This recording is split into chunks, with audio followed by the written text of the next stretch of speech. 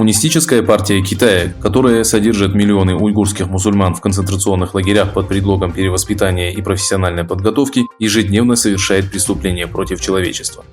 Уйгуры, проживающие в Стамбуле, провели на площади Баязида акцию протеста в честь своих родственников, с которыми потеряли связь, и обратились к правительству Турции и Китая с просьбой освободить их. Для привлечения внимания общественности некоторые из них связали свои руки и ноги цепями и несли плакаты с фотографиями своих родственников.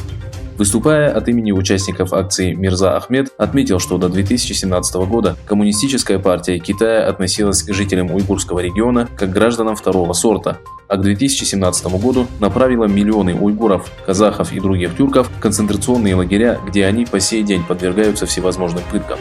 Ахмед Мирза заявил, что проводя политику ассимиляции и геноцида, а также уничтожения культуры, веры и самобытности жителей региона, китайские власти принуждают женщин совершать аборты, заключать браки с китайцами и эксплуатируют местное население в качестве дешевой рабочей силы.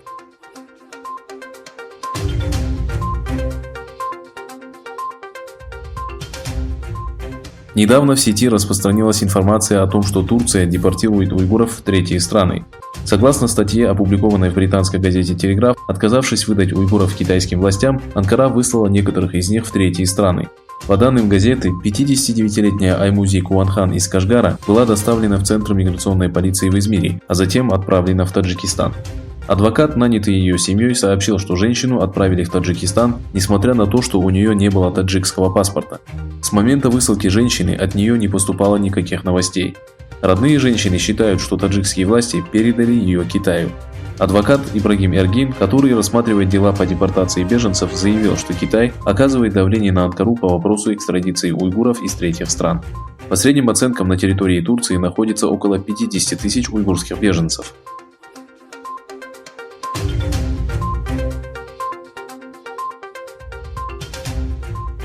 Национальная баскетбольная ассоциация США сообщила о прекращении сотрудничества с тренировочными базами в Восточном Туркестане. Выступив с критикой в адрес Национальной баскетбольной ассоциации, сенатор Марша Блэкберн отметила, что ассоциация должна разорвать связи с тренировочными объектами, которые принадлежат Коммунистической партии Китая. 21 июля заместитель комиссара Национальной баскетбольной ассоциации Марк Татум направил сенатору письмо, в котором сообщил, что Национальная баскетбольная ассоциация прекратила все отношения с баскетбольной академией Восточного Туркестана год назад. Марша Блэкберн опубликовала в Твиттере ответное письмо, в котором было указано о том, что в октябре прошлого года 8 конгрессменов направили в ассоциацию обращение с требованием закрыть учебный центр в Урумчи.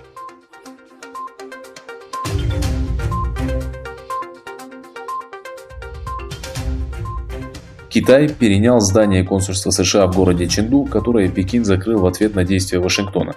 Об этом сообщил официальный представитель Министерства иностранных дел Китая. На прошлой неделе Вашингтон принял решение закрыть китайское консульство в Хьюстоне по подозрению в использовании дипломатического представительства в качестве разведывательного центра.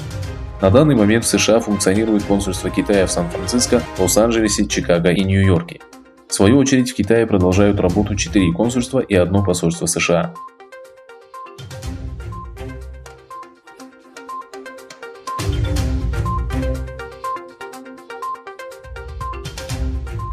По военной базе в столице Ирака, где дислоцировались американские военные, был нанесен авиаудар.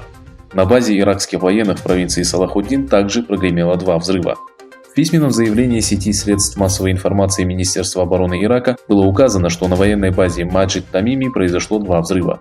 Также было заявлено, что военная база Таджи на севере Ирака, где наряду с иракскими солдатами находились и американские военные, была атакована 3 ракетами. Одна из ракет попала в самолет иракских военно-воздушных сил, а другая в склад оружия и боеприпасов. Кроме этого, вчера на военной базе Сакар, расположенной на юго-западе Багдада, вдоль которой расквартированы шиитские ополченцы из группировки Хашди-Шааби, также прогремело 2 взрыва. По предварительным данным, причиной взрыва стала повышенная температура воздуха и неправильное хранение оружия.